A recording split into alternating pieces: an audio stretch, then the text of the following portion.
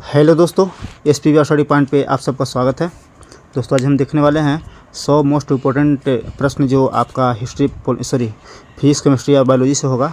और इसको आपको 6000 प्लस GK GS का जो हमने सेशन शुरू किया था उसी में पार्ट 2 होगा आपका साइंस का। तो आइए देखते हैं। इसमें 100 प्रश्न होगा और जो बिहार दरोगा, बिहार पुलिस, यहाँ तक कि जो आप बिहार सुपरटेट जो टीचर का वैकेंसी आ गई है और 15 जून से ऑनलाइन होगा और एग्ज़ाम आपका अगस्त में होने वाला है, तो उनके लिए बहुत महत्वपूर्ण होगा। और आगामी जो 69th BPSC PT होगा उसके लिए बहुत महत्वपूर्ण होगा। तो आइए शुरू करते हैं। पहला प्रश्न है कि हरे फलों को कृत्रिम रूप से पकाने के लिए कैल्शियम कार्बाइड का प्रयोग किया जाता है। क्योंकि वह आपको एसिटिलीन उससे निकलता है कैल्शियम कार्बाइड, जो हम लोग बोलचाल की भाषा में जिसको कार्बेट कहते हैं। जैसे अभी आम का सीज़न है, आम हम लोग पका रहे हैं तोड़ के, तो उसको कार्बेट डालते हैं पकने के लिए, तो एसिटिलीन गैस रिलीज करती है। ये नेक्स्ट प्रश्न है, उन शराब त्रासदियों में जिनके परिणाम स्वरूप अंधता आदि होता है हानिकारक पदार्थ कौन सा है? तो आपको इसमें मेथिल अल्कोहल हो जाएगा। मेथिल अल्कोहल है जो शराब में पाया जाता है और मेथिल अल्कोहल से अंधता आदि होता है या हानिकारक होता है शराब, इसलिए शराब नहीं पीना चाहिए। निम्नलिखित अम्लों में से किसको बेकिंग पाउडर का निर्माण करने में उपयोग करते हैं? तो बेकिंग पाउडर के निर्माण में आपको टार्टेरिक अम्ल का प्रयोग करते हैं। टार्टेरिक अम्ल का प्रयोग करते हैं बेकिंग पाउडर के निर्माण में।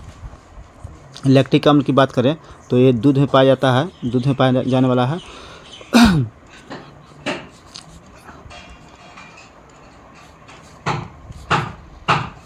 आइए नेक्स्ट है,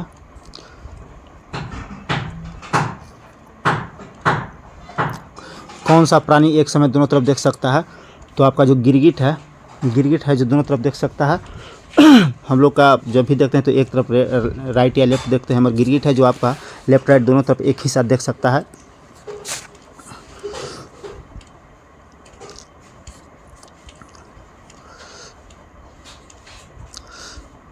नेक्स्ट प्रश्न है कि कौन सी जीवित पक्षी विश्व का सबसे छोटा अंडा देता है?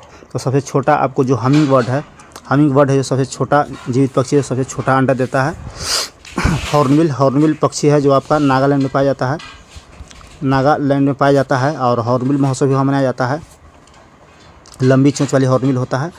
नेक्स्ट प्रश्न कि अधिकांश कीट किस प्रकार से सांस लेते हैं? अधिकांश कीट हैं जो किस प्रकार से सांस लेते हैं? तो ट्रेकिया प्रणाली से द्वारा सांस लेते हैं अधिकांश कीट। नेक्स्ट प्रश्न कि पकते ही हरा टमाटर लाल क्यों हो जाता है? तो पकते ही हरा टमाटर को लाल होने का मुख्य रीज़न है कि क्लोरोप्लास्ट जो होता है, क्लोरोप्लास्ट क्रोमोप्लास्ट में बदल जाता है। क्लोरोप्लास्ट क्रोमोप्लास्ट में बदल जाता है, इसी कारण से हरा टमाटर लाल हो जाता है। नेक्स्ट है कि माइटोकॉन्ड्रिया में किसके अनुपस्थित होता है, माने कौन सा नहीं पाया जाता है? अनुपस्थित मतलब जो वहाँ मौजूद नहीं होते हैं, तो कौन सा अनुपस्थित होते हैं? तो इसमें आपको जो हरित शैवाल होंगे माइटोकॉन्ड्रिया में नहीं पाए जाते हैं हरित शैवाल। सॉरी दोस्त, यहाँ उल्टा पूछ दिया है। माइटोकॉन्ड्रिया किस में अनुपस्थित होते हैं? तो माइटोकॉन्ड्रिया हरित शैवाल में उपस्थित होते हैं। नेक्स्ट प्रश्न है कि विट्रियोल का तेल किसे कहा जाता है? तो विट्रियोल का तेल सल्फ्यूरिक एसिड को कहा जाता है, विट्रियोल का तेल। आपका नेक्स्ट प्रश्न है कि शीतल पेय कोल्ड ड्रिंक्स में कौन सा, जो हम लोग पीते हैं ठंडा, अभी गर्मी का सीज़न है, अभी हम लोग कोल्ड ड्रिंक्स जो पी रहे हैं उसमें क्या पाया जाता है? तो उसमें कार्बनिक एसिड पाया जाता है। आपका कार्बनिक एसिड पाया जाता है। निम्नलिखित कौन सा एक गैर सेलुलोजी रेशे का उदाहरण है? गैर सेलुलोजी रेशे का उदाहरण है तो जो आपका नाइलॉन है वो गैर सेलुलोजी है। नेक्स्ट प्रश्न कि विषाणु में क्या होता है? तो विषाणु में या तो RNA या तो DNA होता है, या तो RNA या तो DNA होता है। नेक्स्ट प्रश्न है जीवन की उत्पत्ति किस काल में हुई थी? जीवन की उत्पत्ति प्री कैम्ब्रियन एज में हुई थी। जीवन की उत्पत्ति प्री कैम्ब्रियन एज में हुई थी। नेक्स्ट प्रश्न है कि प्रसिद्ध डॉली भेड़ किस तकनीक के परिणाम स्वरूप अस्तित्व में आया था? तो क्लोनिंग विधि से आपका जो भेड़ था वो अस्तित्व में आया था।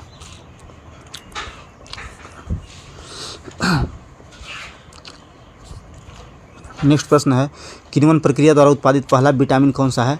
तो किण्वन प्रक्रिया तो विटामिन पहला है जो एस्कॉर्बिक अम्ल था या एस्कॉर्बिक एसिड कहते हैं, जिसको विटामिन सी भी कहते हैं, और इससे कमी से चर्म रोग होता है। चर्म रोग होता है या तो फिर जो मसूड़ों में सूजन होता है उसको आपको विटामिन सी से ही इसी कमी से मसूड़ा में सूजन होता है, चर्म रोग होता है। नेक्स्ट प्रश्न है कौन सा कोशिकांग प्रोटीन संश्लेषण में शामिल होता है? तो प्रोटीन संश्लेषण में आपका राइबोसोम शामिल होते हैं प्रोटीन संश्लेषण में। नेक्स्ट है कि नेफ्रोलॉजी किसका अध्ययन है? तो नेफ्रोलॉजी मुख्य रूप से गुर्दा का, जो आप किडनी कहते हैं जिसको, नेफ्रोलॉजी गुर्दा का अध्ययन है। नेक्स्ट प्रश्न है कि स्तन ग्रंथियों किसका रूपांतरण है? तो स्तन ग्रंथि संवेद ग्रंथि का रूपांतरण है, संवेद ग्रंथियों का रूपांतरण है। आइए आगे देखते हैं।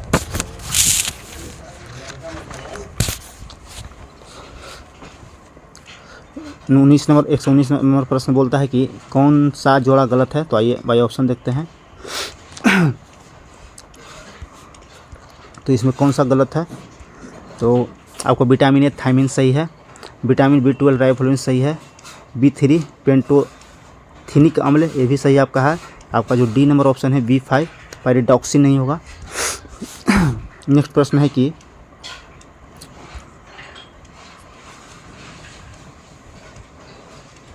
अब देखते हैं आपका है त्वचा के द्वारा सूर्य के प्रकाश को किस विटामिन का संश्लेषण किया जाता है? तो त्वचा के द्वारा सूर्य के विटामिन से विटामिन डी का हम लोग संश्लेषण किया जाता है मानव द्वारा, तो विटामिन डी।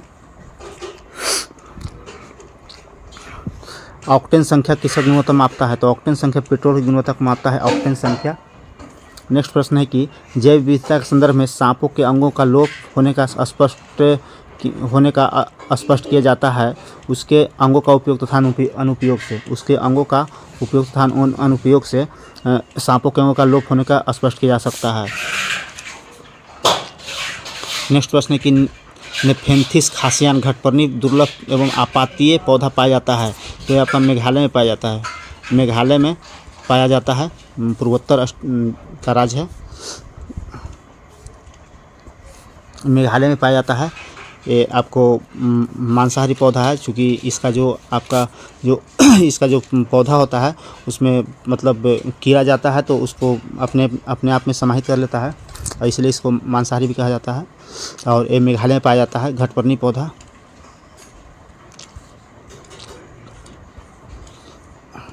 नेक्स्ट प्रश्न है कि प्रथम पोषण के अंतर्गत आते हैं, तो प्रथम पोषण के अंतर्गत आपको हरित पादप आता है।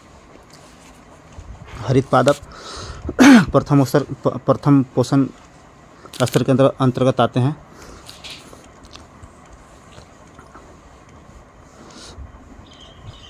चलिए नेक्स्ट प्रश्न है कि पादप कोशिका जंतु कोशिका से भिन्न किस प्रकार है?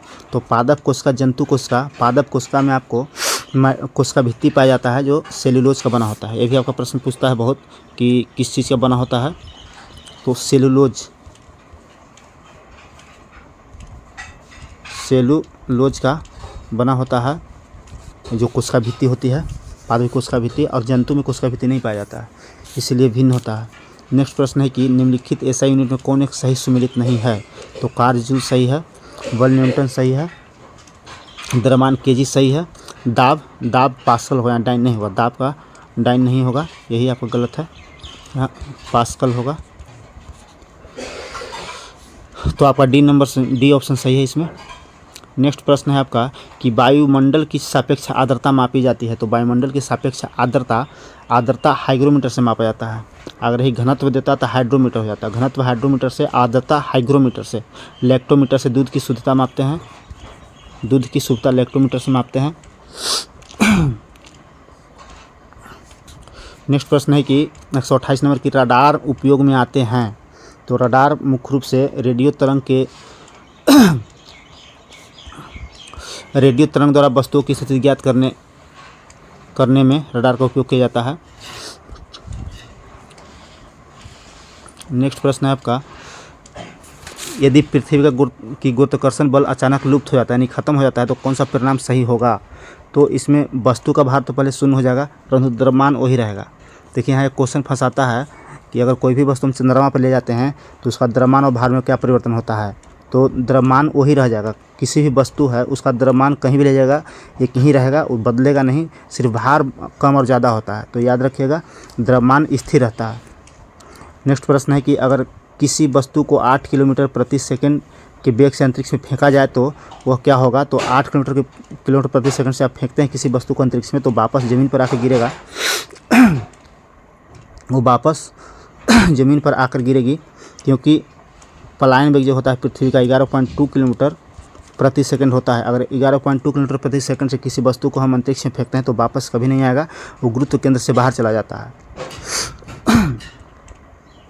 नेक्स्ट है कि दुग्ध प्रोटीन को पचाने वाला एंजाइम कौन सा है। तो रेनिन होता है जो दुग्ध प्रोटीन को पचाता है, रेनिन। नेक्स्ट प्रश्न है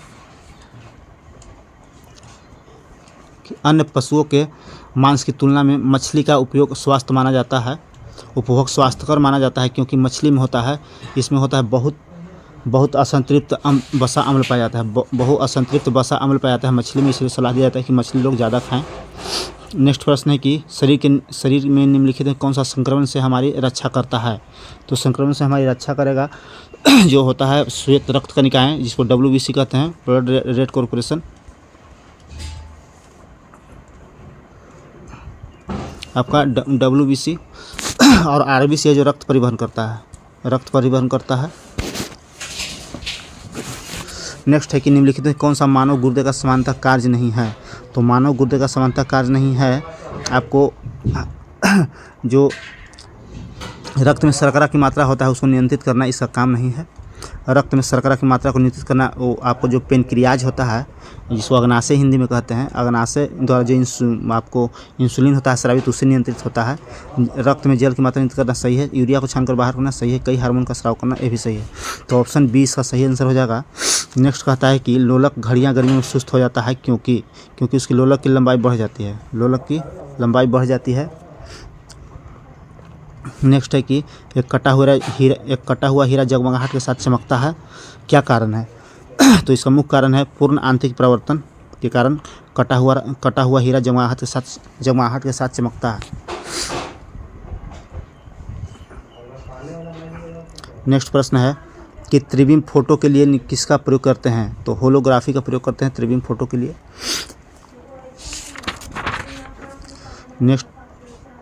नेक्स्ट प्रश्न है 138 में आकाश नीला क्यों दिखाई पड़ता है। तो आकाश में प्रमुख रूप से जो नीला जो रंग होता है, नीला प्रकाश का परिक्रमण सबसे अधिक होता है, इसीलिए आकाश नीला दिखाई देता है। ऑप्शन ए सही हो जाएगा, क्योंकि जो नीला होता है वो बिखर जाता है आकाश में, इसीलिए आकाश नीला दिखाई देता है। यहाँ से और प्रश्न पूछता है कि सबसे अधिक तरंगदैर्घ्य किसका होता है। तो जो लाल कलर यहाँ है इसका सबसे ज़्यादा तरंगदैर्घ्य होता है और बैगनी का सबसे कम होता है। अगर विचलन पूछता है तो विचलन आपका तो बैगनी का सर्वाधिक होगा और लाल का सबसे कम होगा। नेक्स्ट है कि यहाँ एक आप याद रख सकते हैं कि जो लाल रंग है ना उसका तरंगदैर्घ्य सिर्फ होता है जो सबसे अधिक होता है, बाकी सभी चीज़ में बैगनी से कम होगा। तो इतना आप याद रखिएगा, 90% आपका क्वेश्चन सोल्व हो जाएगा। लाल का सिर्फ तरंगदैर्घ्य अधिक होता है, इसलिए दूर से इसको देखा जा सकता है और इसीलिए इसका प्रयोग सिग्नल में किया जाता है। नेक्स्ट प्रश्न है कि एक कार और एक भरी हुई एक ट्रक रास्ते पर समान गति से चलता है। ट्रक से तुलना की जाए तो कार का धारण क्षमता कितना होगा, यानी कितना धारण करेगी क्षमता, तो कम गतिज ऊर्जा प्राप्त करेगा। नेक्स्ट है कि वृत्ताकार पथ के चारों ओर पिंड की गति किसका उदाहरण है। तो समान वेग और परिवर्ती त्वरण का उदाहरण है। नेक्स्ट है कि जब बस सहसा मुड़ता है तब बस में खड़े 141 जब बस सहसा मुड़ता है तब बस में खड़ा यात्री बाहर की ओर गिरता है, इसका क्या कारण है। तो मुख्य रूप से जो गति का जड़त्व होता है, चूँकि बस गतिशील होता है, अगर कहीं मुड़ता है या कहीं रुकता है तो यात्री बाहर की ओर या आगे की ओर गिर जाता है, इसका मुख्य कारण है गति का जड़त्व। और एक और प्रश्न आएगा कि बस या ट्रेन में जब चलना प्रारंभ करता है, एकाएक चलना प्रारंभ कर देगा, तो आदमी या यात्री आपका पीछे की ओर झुक गिरता है या पीछे की ओर हो जाता है, तो क्या कारण है? तो यह विराम का जड़त्व हो जाएगा। यहाँ विराम का जड़त्व, विराम का जड़त्व हो जाएगा और एक गति का जड़त्व हो जाएगा। तो जब बस में अचानक ब्रेक रखता है तो गति के जड़त्व के कारण आदमी आगे की ओर झुक जाता है, और जब ट्रेन या बस में जब अचानक जब विरामावस्था में चलना शुरू करता है तो व्यक्ति पीछे की ओर झुक जाता है, इसका विराम का जड़त्व होता है। तो गति या विराम का जड़त्व, तो उम्मीद करते हैं कि आप लोग समझ गए होंगे। आइए आगे देखते हैं। जब कोई साइकिल सवार किसी मोड़ में घूमता है तो वह भीतर की ओर झुक जाता है, अपने गुरुत्व को बनाए रखने के लिए भीतर की ओर झुक जाता है। नेक्स्ट प्रश्न है, एक अंतरिक्ष यात्री पृथ्वी तल की तुलना में चंद्रमा पर अधिक ऊंची छलांग लगा सकता है, क्यों? क्योंकि चंद्रमा पर गुरुत्वाकर्षण बल पृथ्वी की तुलना में अल्प है, यानी कि कम है। मान लीजिए कोई वस्तु अगर 60 kg के है पृथ्वी पर, अगर यही आपका जाता है चंद्रमा पे, तो आपका 1/6 भाग हो जाएगा, तो 60 का 1/, तो देख लीजिए वहाँ कितना बचेगा, 60 का 1/6, यानी कि वहाँ आपका 10 kg हो जाएगा, यानी गुरुत्व केंद्र वहाँ पृथ्वी की तुलना में कम है। नेक्स्ट प्रश्न है कि जेली बनाने हेतु कौन सा फल सर्वाधिक उपयुक्त है? जेली बनाने हेतु तो मुख्य रूप से अमरूद से जेली बनाया जाता है। नेक्स्ट प्रश्न है, निम्नलिखित में से किस फसल में नील हरित शैवाल मुख्यतः जैव उर्वरक रूप में प्रयोग होता है? तो जो धान होता है ना, धान में आपका जो नीला हरित शैवाल होता है जो जैव उर्वरक रूप में का प्रयोग किया जाता है। 146 नंबर है कि मानव शरीर में सबसे मजबूत मांसपेशियाँ कहाँ होता है? तो सबसे मजबूत मांसपेशियाँ जबड़े में होता है, जो जबड़ा है बहुत मजबूत होता है।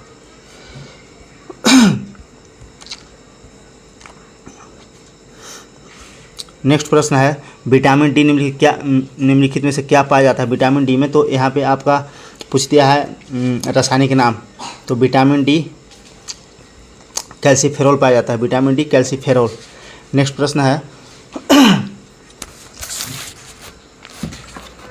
नेक्स्ट प्रश्न है आपका, नाइट्रोजन की अल्पता के लक्षण पहले किन पत्तियों में दिखता है? तो नाइट्रोजन की कमी किस पत्ती में दिखता है? तो सबसे जो पुरानी पत्ती होती है, जो पुरानी उसका पत्ता होता है किसी भी वृक्ष का, तो उसमें दिखाई देता है नाइट्रोजन की कमी। नेक्स्ट प्रश्न है कि पक्षियों में आगे की ओर पैर किसमें संशोधित हुआ है? तो पक्षी में आगे का पैर किसमें संशोधित हुआ है? तो ये वायु गुहा में होता है, वायु गुहा में होता है, इसलिए अधिक ऊंचाई तक उड़ता है। नेक्स्ट प्रश्न है कि तिलचट्टे के खून का रंग कैसा होता है? तो सफ़ेद होता है, तिलचट्टे का रंग का कलर सफ़ेद होता है आपका। नेक्स्ट प्रश्न है आपका, जब रात में प्रकाश संश्लेषण बंद हो जाता है, रात में तो बंद हो जाता है, आपको हम सब लोग का पता है कि रात में बंद हो जाता है, तब पौधा क्या लेता है? तो जब प्रकाश संश्लेषण बंद हो जाता है तो पौधा मुख्य रूप से कार्बन डाइऑक्साइड छोड़ते रहता है, इसलिए कहा जाता है कि वृक्ष के नीचे नहीं सोना चाहिए रात्रि के समय। नेक्स्ट प्रश्न है कि जीवों के दिनांक पद्धति को किन दो घटक कौन कौन हैं जीवों की दिनांक पद्धति को? तो वंश और जाति विशेष दिनांक पद्धति है। इसको कार्ल लिनियस ने इसको वर्गीकृत किया था, कार्ल लिनियस ने दिनांक पद्धति को। नेक्स्ट प्रश्न है, मानव के बाल एवं नख में निम्नलिखित कौन सा प्रोटीन विद्यमान रहता है? तो मानव के बाल और नाखून में मुख्य रूप से केराटिन होता है। नेक्स्ट प्रश्न है कि अलसी किस प्रचुर स्रोत है? अलसी किसका प्रचुर स्रोत है? तो ओमेगा 3 वसी अम्ल का प्रचुर स्रोत है। नेक्स्ट प्रश्न है कि परमाणु के नाभिक में कौन कौन अवयव होते हैं? तो परमाणु के नाभिक में जैसे इस तरह से, एक मिनट, समझिए परमाणु है, यहाँ नाभिक है इसका, तो इसमें आपका मुख्य रूप से प्रोटॉन और न्यूट्रॉन रहता है, और जो इलेक्ट्रॉन होता है इसके बाहरी कक्षा में चारों तरफ चक्कर लगाते रहता है इलेक्ट्रॉन, तो प्रोटॉन और न्यूट्रॉन हो जाएगा यहाँ पे। नेक्स्ट प्रश्न है आपका कि निम्नलिखित में कौन सा रासायनिक परिवर्तन का उदाहरण है? तो रासायनिक परिवर्तन वैसा परिवर्तन होता है जो अगर किसी भी द्रव्य को अगर दूसरे रूप में परिवर्तित कर दिया जाता है, या किसी भी चीज़ को दूसरे अगर एक रूप से दूसरे रूप में परिवर्तन किया गया और वो पुनः अपने रूप में नहीं आता है तो उसको रासायनिक परिवर्तन कहते हैं। जैसे एक होता है मोमबत्ती का जलना। मोमबत्ती का एक जलना होता है, आपको जल जाएगा तो फिर मोमबत्ती का जो उसमें मोमबत्ती में जो धागा होता है वो जल जाएगा तो फिर वो पुनः नहीं आता है। और एक मोमबत्ती का पिघलना होता है, एक पिघलना होता है। तो पिघलना मोम पिघलेगा फिर से मोम बन जाएगा, तो पिघलना आपको भौतिक परिवर्तन हो जाएगा। यही जलना अगर पूछा कि जलना कौन सा परिवर्तन है, मोमबत्ती का जलना, तो रासायनिक परिवर्तन हो जाएगा। तो यहाँ पे आपका हो जाएगा कि सब्जियों को पकने पर मुलायम हो जाना, यही आपका आंसर हो जाएगा। नेक्स्ट है कि निम्न में से किस समूह जीवों का डूबने से मृत्यु का पता लगाने में महत्व होता है। तो किस जीव को डूबने से मृत्यु का पता लगाने में महत्व होता है, तो आपको डायटम जो है, डायटम एक जीव है, इसको डूबने से पता लगता है। नेक्स्ट प्रश्न है, निम्नलिखित में से कौन सा मच्छर प्रतिकर्षी के रूप में प्रयोग किया जाता है। तो पायरेथर्म होता है जो प्रतिकर्षी के रूप में प्रयोग किया जाता है। नेक्स्ट है आपका एक कार्बन क्रेडिट किसके समतुल्य है। तो एक कार्बन क्रेडिट आपका 1000 kg CO2 के समतुल्य है कार्बन क्रेडिट। नेक्स्ट है कंप्यूटर में उपयोग आने वाले आईसी चिप्स होता है, किससे बना होता है, तो सिलिकॉन से बना होता है। नेक्स्ट प्रश्न है आपका कि निम्नलिखित वैज्ञानिकों में से कौन अपने बेटे के साथ भौतिक नोबेल पुरस्कार विजेता था। तो विलियम हेनरी ब्रैग जो अपने बेटे के साथ भौतिक नोबेल पुरस्कार प्राप्त किए थे संयुक्त रूप से। नेक्स्ट प्रश्न कि किस स्मृति में 28 फरवरी को प्रत्येक वर्ष राष्ट्रीय विज्ञान दिवस मनाया जाता है। तो ये प्रमुख रूप से आपका रमन प्रभाव का खोज के लिए मनाया जाता है। नेक्स्ट है कि एल्युमिनियम बनाने के लिए कौन सा मुख्य खनिज प्रयोग करते हैं। तो एल्युमिनियम बनाने के लिए बॉक्साइट से प्राप्त होता है एल्युमिनियम। हेमेटाइट लोहा का है, लिग्नाइट आपका एक कोयला का है, और मैग्नेटाइट भी आपका लोहा का ही हो जाएगा, बॉक्साइट एल्युमिनियम।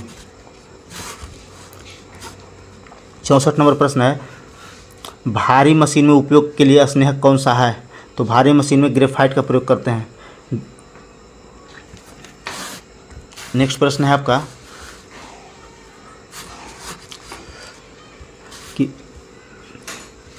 कि वनस्पति तेल के हाइड्रोजनीकरण में निम्नलिखित किस उत्प्रेरक का उपयोग करते हैं। तो मुख्य रूप से निकल का प्रयोग करते हैं।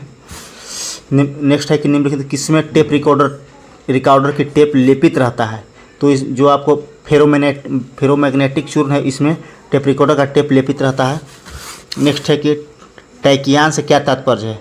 तो टैकियान से आपका तात्पर्य होता है कि प्रकाश गति से तीव्र गति करने वाला कण होता है, प्रकाश से भी अधिक गति वाला कण होता है, उसको टैकियान कहते हैं। नेक्स्ट प्रश्न है कि वर्ष 1945 में नागासाकी जापान में गिराए गए बमों में कौन सा विस्फोटक प्रयोग किया गया था। तो 9 अगस्त को नागासाकी में गिराया गया था। आपको पता है कि 9 अगस्त को नागासाकी में गिराया था और 6 अगस्त को हिरोशिमा पे गिराया गया था। यहाँ पे पूछता है कि नागासाकी में कौन सा रसायन प्रयोग किया गया था।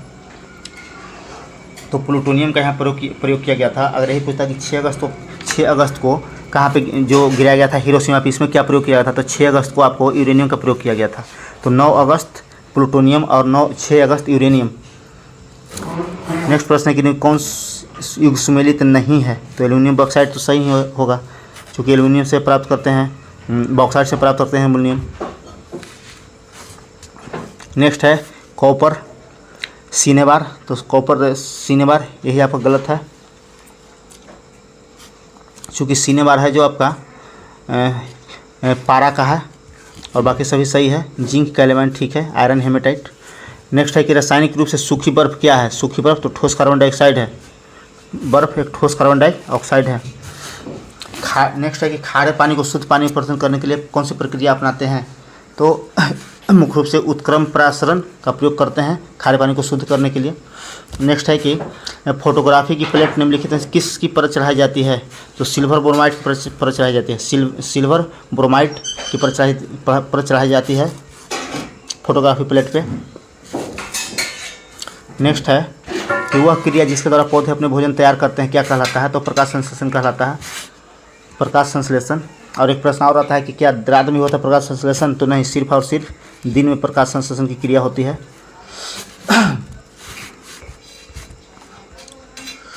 नेक्स्ट प्रश्न है कि निम्नलिखित कौन सा वायुमंडल के ओजोन परत की मोटाई नापता है? तो डॉप्सन में मापा जाता है, नॉट होता है, नॉटिकल में होता है, समुद्री जहाज द्वारा। नेक्स्ट है कि प्रकाश के एक बिंदु स्रोत को दो समानांतर समतल दर्पण के मध्य रखने पर कितने प्रतिबिंब बनेंगे? तो इसमें अनंत बन जाएंगे, इसमें अनंत पिक्चर बन जाएगा। जब समतल दर्पण के मध्य किसी वस्तु को रखेंगे तो अनंत बन जाएगा। जल में वायु का बुलबुला जिस भांति व्यवहार करता है वह है, तो प्रमुख रूप से अवतल लेंस की भांति व्यवहार करता है वायु का बुलबुला। एक प्रश्न और आता है कि वायु का जो जल का बुलबुला होता है, तो जब अंदर से नीचे से सतह से अगर ऊपर आता है तो उस पर दबाव क्या होता है? तो दबाव कमता है, जैसे से ऊपर आता है कमता है। नेक्स्ट है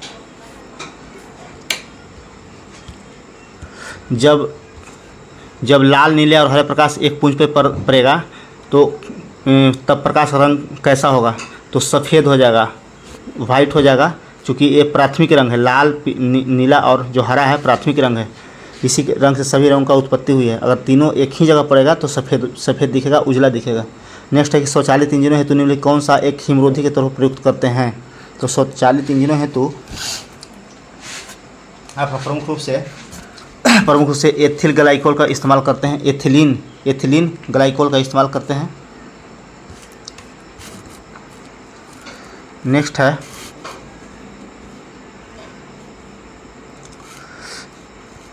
कि जलयुक्त गिलास में तैरता हुआ बर्फ़ का टुकड़ा, जलयुक्त गिलास में जब तैरता हुआ बर्फ़ का टुकड़ा पिघलता है तो पानी का स्तर क्या होगा? तो पानी का स्तर अपरिवर्तित रहेगा, यानी कि वही रहेगा, कोई परिवर्तन नहीं होगा। कोई भी आप गिलास ले लीजिए और इसमें एक बर्फ़ का टुकड़ा डाल दीजिए।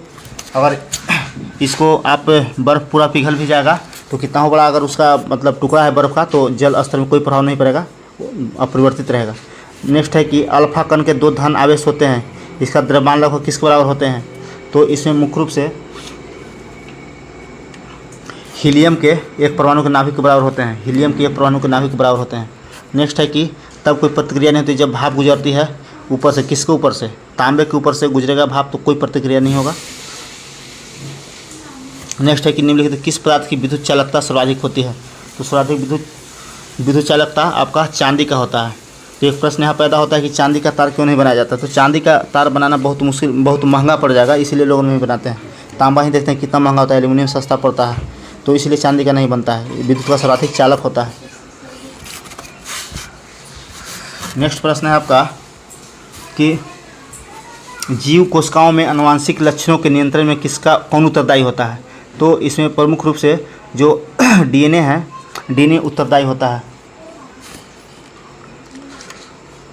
नेक्स्ट है कि कौन सा आहार मानव सभी में नए ऊतकों की वृद्धि के लिए पोषक तत्व प्रदान करता है? तो जो पनीर होता है ना, पनीर से जो आपका सेल होता है उसको मरम्मत करता है, ऊतक की मरम्मत करता है, ऊतक की वृद्धि करता है। नेक्स्ट है कि हमारे शरीर में अम्लीयता और क्षारीयता, जो अम्लीयता और क्षारीयता के बीच तत्व संतुलन बनाए रखता है वो कौन है? तो मुख्य रूप से आपका फास्फोरस है, जो अम्लीय क्षारीयता के बीच संतुलन बना कर रखता है। नेक्स्ट है निम्नलिखित में कौन सा यौगिक मानव शरीर में संग्रहित नहीं रहता है? तो आपका जो एमिनो एसिड है, एमिनो एसिड मानव शरीर में संग्रहित नहीं रहता है। नेक्स्ट है कि ताप के निम्नलिखित किस पैमाने पर ऋणात्मक मान नहीं होता है? तो ऋणात्मक मान आपका केल्विन पे नहीं होना चाहिए, ऋणात्मक मान केल्विन पे नहीं होना चाहिए। हवाओं की ऊर्जा कैसे होती है? तो हवाओं की ऊर्जा केवल गतिज होती है, गति में रहता है। नेक्स्ट है कि निकट दृष्टि दोष की रोग मुक्त हो सकता है? तो निकट में आपको अवतल लेंस प्रयोग करेगा, अवतल लेंस का प्रयोग होता है। अगर यही दूर तो उत्तल लेंस हो जाता, दूर में, निकट में अवतल। एक प्रश्न यहाँ आपको फंसाता है कि मान लीजिए कि अगर कोई भी वस्तु है तो दूरदृष्टि में लेंस की, चलिए छोड़िए इसको, आगे देख लेंगे। एक प्रश्न आएगा आगे जिसके बारे में बोलना चाह रहे हैं। नेक्स्ट है कि कार्बन मोनोऑक्साइड, इसको CO से डिनोट करते हैं हम लोग। रासायनिक सूत्र CO है। कार्बन मोनोऑक्साइड विषाक्तता निम्नलिखित किसको मुख्यतः प्रभावित करता है? तो मुख्य रूप से जो रक्त की ऑक्सीजन की वहन क्षमता होता है उसको कम करता है या ख़त्म कर देता है या बाधित कर देता है, इसीलिए व्यक्ति का मौत हो जाता है। नेक्स्ट है कि पशुओं विशेषतः दुधारू गौ के अनुपूरक भोजन के रूप में प्रयुक्त जैव उर्वरक कौन सा है? तो जैव उर्वरक आपको एजोला हो जाएगा। एजोला है जो दुधारू पशुओं को दिया जाता है। नेक्स्ट है कि निम्नलिखित में कौन सा सूक्ष्मजीव जैव उर्वरक रूप में प्रयोग किया जाता है? कौन सा सूक्ष्मजीव जैव उर्वरक में प्रयोग किया जाता है? तो आपका जो इसमें साइनोबैक्टीरिया है, प्रोटोजोआ है, विषाणु है और जीवाणु है। तो साइनोबैक्टीरिया है जो आपका जैव उर्वरक रूप में प्रयोग करते हैं, सूक्ष्मजीवी है।